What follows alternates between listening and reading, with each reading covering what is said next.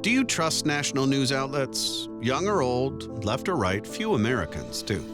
Most of us trust local news more.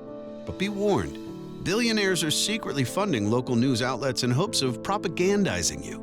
Call it politics via fake local news. And don't expect the propaganda to end anytime soon. That's because millions of dollars are being pledged to revitalize liberal-leaning news outlets. The funding is coming from the nonprofit sector, fed by left-leaning billionaires and foundations. Outlets like Michigan Advance, Carolina Newsline, Pennsylvania Capital Star, Maryland Matters, and Virginia Mercury are all funded by States Newsroom, a coalition of left-of-center, state-focused news-gathering groups originally created within the multi-billion-dollar Arabella Advisors-managed Dark Money Network. Then there's the Courier Newsroom, a network of political committees and advocacy nonprofits created by Democratic operative Tara McGowan and launched with the help of big tech billionaire Laurene Powell Jobs.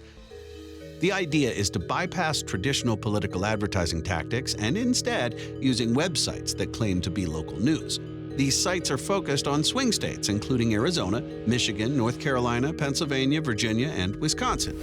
Yet another effort is called Press Forward. It was launched in 2023, supposedly to revitalize local news across the U.S. through $500 million in grants.